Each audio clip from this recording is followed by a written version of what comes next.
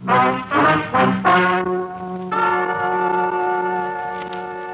and gentlemen, the story you are about to hear is true. Only the names have been changed to protect the innocent. NBC brings you Dragnet.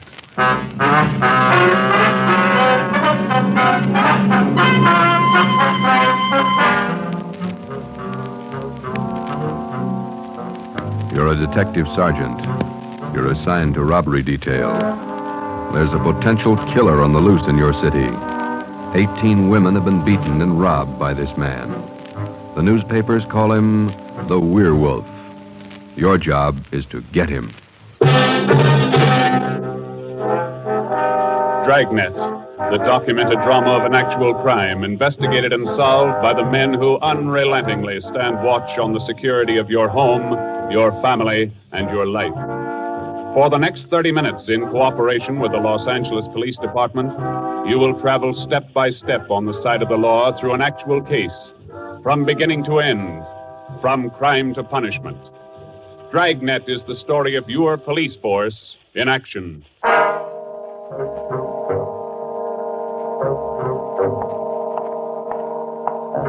was Thursday morning, February 2nd. It was raining in Los Angeles. We were working the early morning watch out of robbery detail. Detectives in Los Angeles work in pairs. My partner's Ben Romero. He's a sergeant, and so am I. My name's Friday. The boss is Ed Backstrand, chief of detectives. I was on the way back from the teletype room, and it was 3 a.m. when I got to room 27A, robbery detail. Hi, Ben. What's up? Keep your coat on, Joe. Just had a hotshot call. Coming, Skipper? Right behind you. Let's go, Freddie. Well, what was it, Ed? Another woman robbed, almost beaten to death. Well, how many does that make? About 18 in 6 weeks. Is that right, Skipper? Yeah, 18 too many. Come on down these stairs to the garage. Yeah. What about that suspect we had, Ed? You mean Martin? Yeah. Had to release him this morning. But I got a good tail on him, Henderson. Yeah. We got any reports yet? Nothing definite to hold him for. Here's the garage. Let's hustle it. Right. Then if this isn't Martin's job, Skipper, and he's not the right man... Then we start all over again, and we work night and day till we find the right man. Here's the car. Let's go. Ben, you drive. Yeah, all right. How do the victims describe this guy, Ed? Pretty sketchy. Supposed to be tall, dark, long black hair. Last woman said he had a face like an animal, something like a dog or a wolf. A wolf? Yeah. She said something like a werewolf. Something like a werewolf. Well, he almost had to be that, judging from the way he operated. He was either an animal or a raving maniac. One thing we were sure of, he was smart and he was dangerous. For almost 2 months, he'd prowled the streets in a stolen car in the early morning, usually between 3 and 5 a.m. And the victims were always lone women, most of them waitresses, coming to work or going home. He dragged them into the car, robbed them, beat them until they were unconscious, and then throw the body out into the street. That's just what we found when we pulled up to the curb near the corner of 8th and Grand. One cruiser car was already there, and so was the ambulance. About a dozen people were standing around looking at the crumpled figure of a woman sprawled out on the sidewalk. 2 officers were talking to the only witness, a thin, sallow-faced newsboy. His story didn't give us much to go on. Like I was telling these cops, or these officers, sir, I was walking up 8th Street on my way home as usual when I see this blue Chevy sedan pull up down the block there a little way and dump out the dame's body. Well, actually, I don't know what to think. You get a look at the license plate? Well, no, I didn't. Tell you the truth, I could hardly keep from... Well, I was just plain scared. Well, what did you do after you saw him throw the body out, son? Well, I just stood there for a minute, and the fellow in the car drove right on past me. Did you get a look at him? I sure did. How close were you when he drove past? Well, no, it couldn't have been more than, 8 or 10 feet away. I was right over there by the street light near the curb. Would you know this man if you saw him again? I don't know about his height or his build or his weight, but, mister, his face I'll never forget. Why do you say that? It was just like the paper says about him. Right here on the front page. Here, read it. See? The woman says the attacker looked like Werewolf. That's all the newsboy could tell us. The suspect drove a blue sedan. He had a face like a werewolf. We covered the neighborhood for clues, and we questioned a dozen people, but we got nowhere. We took the witness's name and address, and we drove down a couple of blocks to an all-night gas station. 14-hour off the Metropolitan. I'm going in here and call the office and see if Henderson's called in on Martin. We might still have a suspect. Right, Skipper. 13-hour off the Metropolitan. Looks as mad as a wet hornet, doesn't it, Joe? Yeah. Did you get a good look at that woman's face when they moved her in the ambulance? Yeah. Sure does like to mess him up. Oh, I don't know how we're going to get him, Ben, but we better do it fast. Next time, it'll probably be murder. Oh, here comes the skipper, Joe. Uh-oh. Doesn't look good.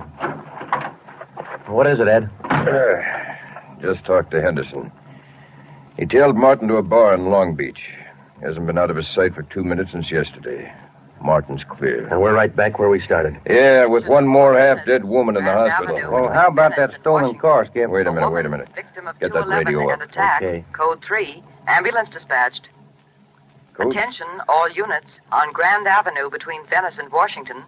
A woman, victim of robbery and attack. Code 3. Ambulance detached. Code 3, red light and siren. Come on, Friday, let's roll.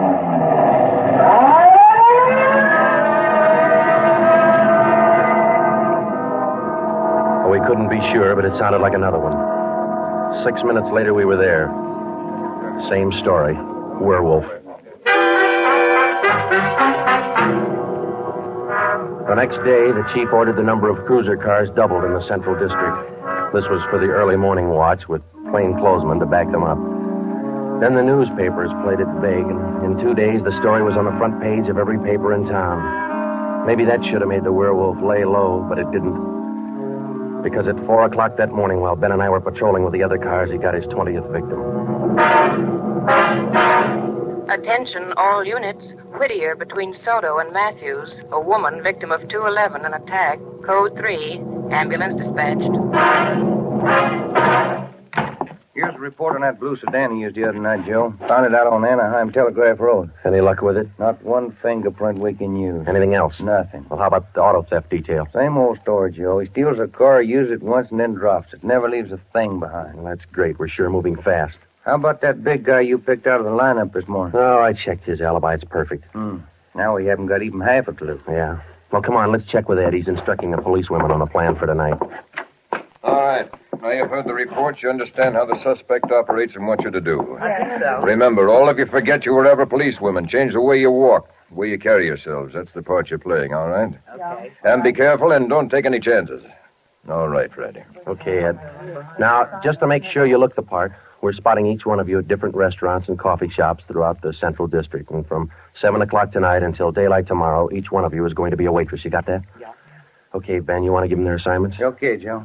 Well, here's the way it lines up. Marge Kissel at the Top Hat Cafe. That's on 9th Street between Alpharetta and Westlake. Okay. And Katie Welch, Joe's Coffee House, Brooklyn, Soto. Right. Pat Fielden at the All-Night Steakhouse on Figueroa Street between Florence No, and... the trick of using decoys to lure criminals into a trap wasn't exactly new, but, well, it was just one of the old tricks that we figured might land the werewolf behind bars. At 7 that night, Ben and I made the rounds and found each of the policewomen on her job as a waitress. Well, the overall plan was simple. The girls were to leave the different restaurants between 3 and 5 a.m. that morning and pretend they were walking home. We mapped different courses for each one of them to throw out as much bait as possible and yet not to make it look suspicious. Each policewoman, from the time she left the restaurant and stepped out into the deserted streets, would be pretty much on her own. We had officers planted all along the way at designated intervals, but a big element of chance and danger was still there. All we could do was cross our fingers and hope. How much more time, Joe? Let me see. She's doing 2 minutes. Yeah. Waiting gets on your nerves. And it won't be long. This corner doorway's a pretty good lookout spot. Yeah. Wait a minute. Listen. Who is it, Joe? Can you see? Get back. What is it? Wait a minute. It's Marge Kissel. There's a man following her, a big guy. If it's the werewolf, where's his car? I don't know. Maybe he changed his plans. Get back. Here they come.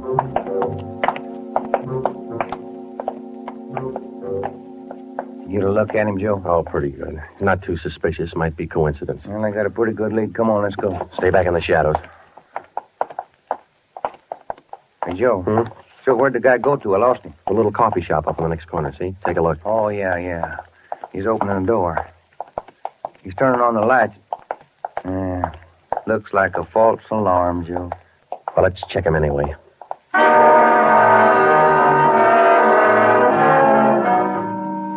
Well, I didn't think we'd be that lucky on the first try, and we weren't. We asked the man a few questions, and it didn't take him long to show us he wasn't our man. He owned the coffee shop. So, Ben and I went back and took up our posts again and waited for the next decoy. We covered that 10-block course 6 times that morning, back and forth, following the bait, but it was almost as if the guy could sense a trap. Not once did we get a nibble. By the time our last decoy finished the route, it was almost daylight. Joe, I never was so glad to see that sun come up in my whole life. My feet feel like they're puffing right up out of my shoes. Yeah, me too. Come on, let's get over to the car and check on the other squad out in Boyle Heights. Huh? Mm-hmm. Oh. Hit the radio, will you, Ben? Yeah. Joe, there must be some easier job on the force than this. Yeah, you and me both. Now, let's see what happened to the others, huh? 80K to Unit 104K. Come in. 104K to Unit 80K. Go ahead. 104K, this is Friday. You do any good out there? This is Miller. I'll call Curtis. Stand by. 80K to 104K, Roger. What do you think, Joe? Maybe a bite? I don't know. Oh, this guy seems to work like a mind reader. Well, he can't win all of them. 104K to Unit 80K. This is Curtis. Go ahead. This is Friday, Al. How'd you do out there? Any luck? Just checked in the last gal, Joe. Eddie Welch, not a sign. Okay, Al. Have the men check in. 80K clear. KGPL. Okay, let's go, Ben. When we finally got back to the office that morning, both Ben and I were ready for some sleep, but it didn't look like we were going to get it. We just about finished going through the overnight reports for some kind of a lead when the phone rang. Robbery Friday. Hi, Joe. This is Wilkerson, auto theft. Hi, Wilkie. You got something for us? Not much, Joe, but it might work into something. Just got a report in on a pair of stolen license plates. Oh? Yeah. I'm not much of a hawkshaw, but I figure there's just a chance it might be your werewolf boy. How come? I don't know, maybe just a hunch. After 13 years in this business, you get to know thieves pretty well. Sometimes you got to even think like them. Okay, Wilkie, thanks. We'll check by in a couple of minutes. Right, Joe. What do you have to say? Pair of license plates stolen last night. Wilkie's got a hunch it could have been our man. Well, might be an angle, Joe. If that werewolf guy'd hang on to one car long enough, we'd have a chance at him. Well, he's too smart for that. I don't know, Joe. Sooner or later, he's going to make a mistake. Yeah. Come on, let's check with Wilkie. Well, we checked with Wilkerson. We got the best piece of news we'd had in days. On the average, 95% of stolen cars are recovered or located within 24 hours. In the remaining 5%, Wilkerson, by a simple process of elimination, narrowed down the number of cars the suspect might be driving. Wilkie figured 6 cars. There they are. Now, I'll bet you if you picked up your man tonight, he'd be in one of these cars. Let me see, huh? 2-door black sedan, yellow convertible, another sedan, green, blue coupe, black coupe, and a gray convertible. Well, that's good work, Wilkie. At least we got something to look for now. Yeah, you're right, Joe. Wilkie, you got the numbers of those stolen plates you're talking about? Yeah, right here, Ben. They're already on the hot sheet. Good. Keep us posted, huh? As usual, Ben. See you later, Wilkie.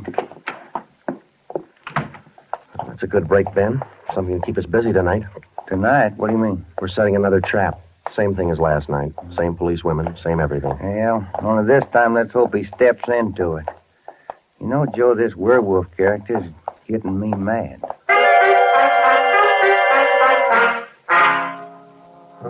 That night, we followed in our own footsteps. We planted the policewomen decoys in 3 separate districts, and a few minutes before 3 a.m., our squad of men took up their positions. The same policewomen went to their waitress jobs in the same restaurants, and Ben and I and the rest of the men stood in darkened doorways or empty filling stations or whatever cover we could find. And we waited and waited. What time is it, Joe? Let me look. 4:30. Oh, thank you. Any sign, Joe? No, nothing yet. Come on, stay in the shadows. That's the way it went all through the early morning. The same plan over and over again until daylight. Ben and I'd check in at the station, go over the late stolen car reports with Wilkie, catch a few hours sleep at home, and then come back and do it all over again. The next night, and the next morning, the night after that, and the morning after that. 5 days later, Ben and I were ready to call it quits. I'll admit it, Joe, I can't figure it. The guy's either psychic or else he can smell a cop a mile away. Yeah, well, at least we got that stolen car angle left. Did you check with Wilkie yet this morning? I'll give him a call now. All right.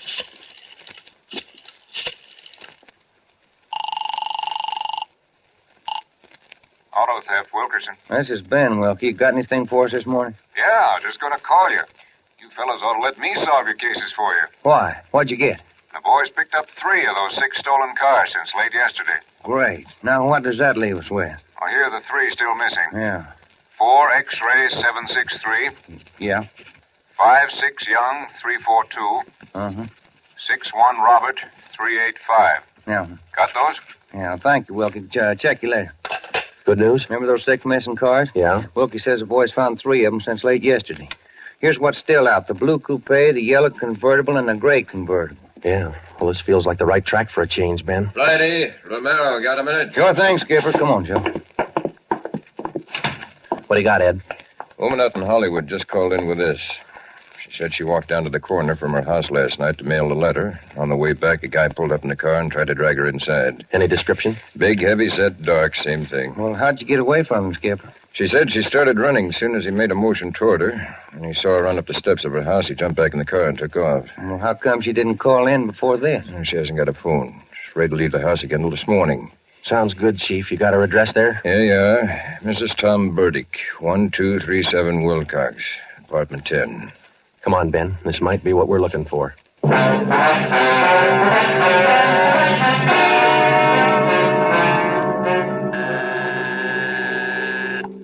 Who is it? Who's there? Sergeant Friday, ma'am. Police. Oh, just a moment. I'm Sergeant Romero, Miss Burdick. This is my partner, Sergeant Friday. We come out to check on your call about that little trouble last night. Oh, well, I don't know if I'm going to be much help to you. I was so frightened about all I could do was just run. Well, could you add anything to the man's description, Miss Burdick? I mean, other than what you told the chief on the phone? Well, now, honestly, I don't think I can. All I saw was this tall, dark man jumping out of his car and starting for me. He had a heavy build and seemed to me, well, a large head with lots of long black hair. Miss Burdick, would you recognize this man if you ever saw him again? Well, I think I might. He was such an unusually big man, almost frightened me to death. Well, just one more question, Miss Burdick. Could you describe the car this man was driving when he approached you? His car? Mm-hmm. Why, yes. It was a gray convertible. Miss Burdick, are you sure of that? Yes, I'm sure of it. A gray convertible. Thank you, Miss Burdick. That's all we wanted to know. Sometimes when you're on a case, you can chase yourself around in circles for weeks trying to fit together just 2 little pieces of a yard-long jigsaw puzzle. And a lot of the time, you find the answer where you least expect it. But once you get that feeling you're after the right man in the right way, there's nothing that can shake you. When Ben and I got back to headquarters, we went straight to the chief's office with the story, and we had him stake out the gray convertible. In other words, if any detective or officer spotted the car, he reported it back to us, but he stayed away from it. We figured that there probably weren't more than 2 of the victims who could take the witness stand and identify the man who robbed and beat them. Not with a smart defense lawyer, anyway. So there was only one way to catch this suspect. Red-handed. Here they are, Joe. Both sets of license numbers for that gray convertible. Here are the original, and here are the numbers on the stolen plate. Good. Everybody got a hot sheet? From the chief all the way down to the janitor. Fine. Now let's get together with Ed, huh? Hot shot, Joe. Grab it. I got it. On the corner of California and Oakwood, a woman badly beaten. On the corner of California and Oakwood, a woman badly... Come on, Ben, another one. But, Joe, it's broad daylight. Yeah, doesn't figure, does it? Come on.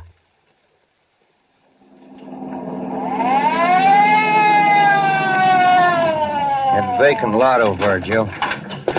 2 plainclothesmen and uniformed officers were keeping the crowd back. An ambulance was drawn up by the curb, but it was empty. When we got down to the rear of the lot, we found out why. They were waiting for the coroner. The woman was young, not much more than 30. Her body was half sprawled across the muddy ground, and her face was turned upward. It had been badly beaten. They figured it happened last night, Sergeant. Have the fingerprint men been notified? Yeah. How about the crime lab? Just called them. That's good. Now, let's keep everybody out of the area till they get here. All right, Sergeant. Who found the body? One of the kids in the neighborhood. Woman was dead when he found her. Did she live around here? About a half mile away. I hear she's got 3 kids. Or she had 3 kids. Uh-huh. You've seen enough, Ben? Yeah. Let's get on back to headquarters.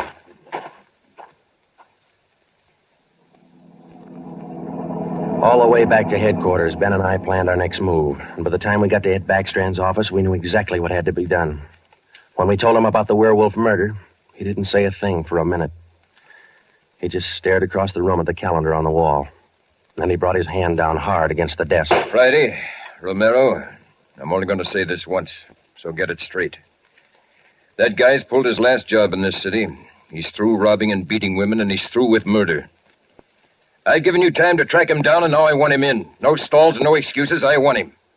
I don't care how many men you use, and I don't care how you get him, but get him. That's all. Ben and I worked all that afternoon, right through dinner, up until 8 o'clock. By that time, the overall plan was down on paper and already in action. It was one of the biggest things we'd ever tackled, and, well, we didn't know if it was going to work. We only knew it had to work.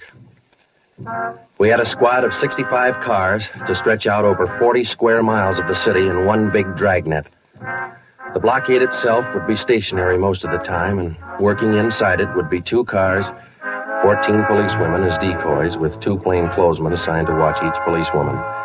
If and when the Werewolf was sighted in the gray convertible, we'd automatically take over the police radio for the whole city, and Backstrand would direct the chase from headquarters. A little after 8, we had coffee and hamburgers, and we went to Ben's for a few hours. Ben tucked his kid in bed as usual, and then he laid down for a nap.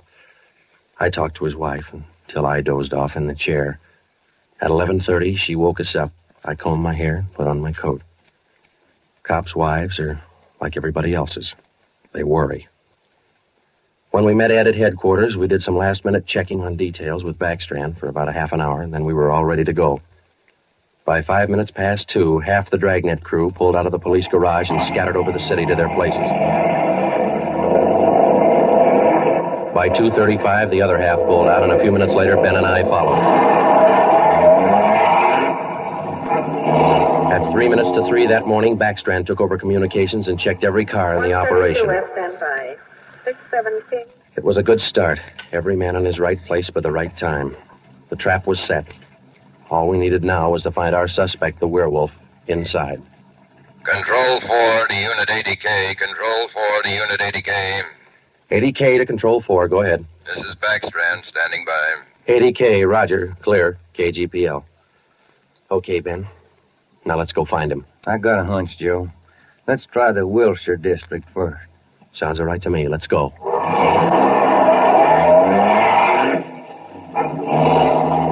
For the first hour and a half, we raked the Wilshire district back and forth. Not a sign.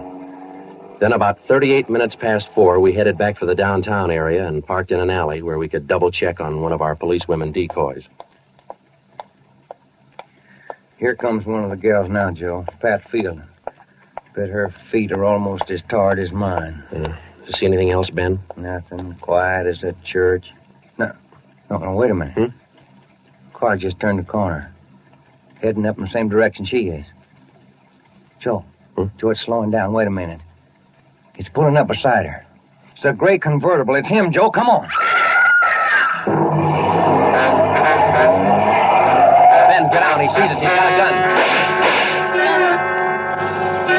You all right, Ben? Yeah, look at that guy take off. 80K to Control 4. 80K to Control 4. Unit 80K, go ahead. We've spotted the suspect. He's driving a gray Ford convertible, license 61 Robert 385. Suspect's headed east on Olympic from Alameda, driving without lights. Suspect is armed. He had a fast car and he knew how to drive it.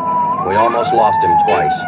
2 minutes after we sighted him, Backstrand took over full radio control. Control 4 to Unit 80K. Your location? 80K to Control 4. We're traveling at a high rate of speed, headed east on Olympic, crossing Soto Street. Control 4 to all units. Stand by. Units 11A, 12, and 13R close in on the intersections at Olympic and Lorena. Units 41, 42, 45, and 104K move in on the next 4 crossings east of that. To the north and south, Units 105K, 14A, 17R, 43T. Block all main arteries.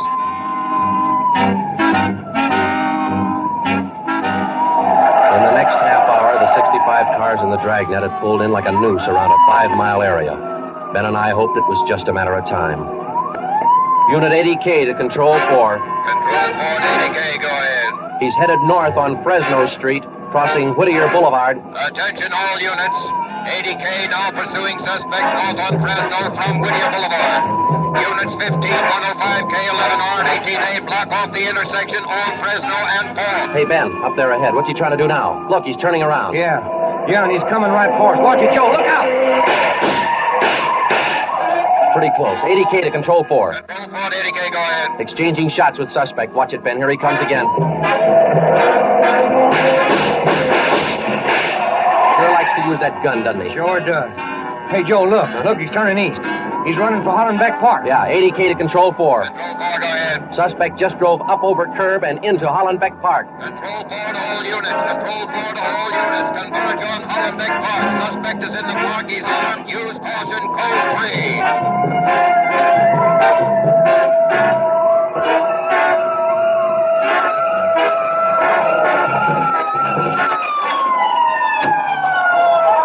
There he is, Ben. Watch it. Looks like a night baseball game with only his headlights. Yeah, come on. Let's get him. Yeah. Never say die, huh, Joe? Joe, can you get a shot at him? Don't shoot! Don't shoot! I'll give up! Don't shoot! Then step out in the open and get your hands in the air. All right, I give up! But don't shoot! You're a brave killer. Yeah, come on. All right, you get your hands in the air. Come on, higher. Joe, look out. He's got a knife. I got him. Joe, those women were right. He does look like a werewolf. Yeah. You got your handcuffs? Yeah.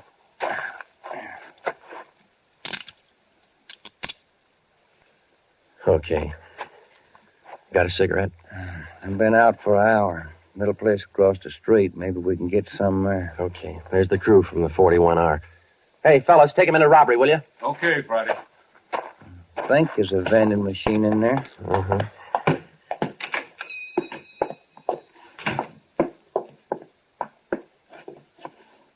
Say, you got some change for the cigarette machine, mister? I think so. Say, who was that guy all them cops were after over in the park a little while ago? I picked up the werewolf. Been reading the papers? Yeah. You fellas cops? Yeah. Sure made it easy for you, didn't he?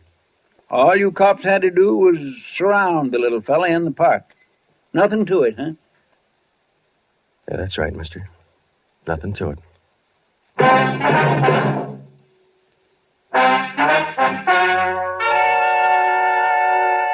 The story you have just heard was true. Only the names were changed to protect the innocent. Walter Barton, known as the Werewolf, was tried and convicted and is now serving a full life sentence at the state penitentiary.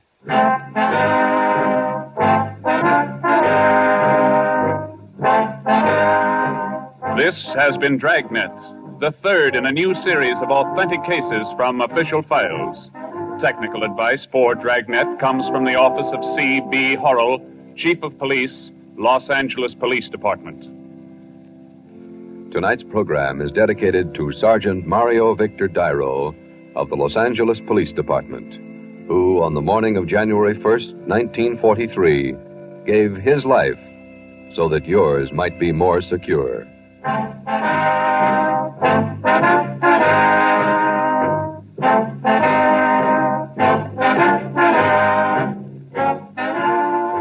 Dragnet came to you from Los Angeles.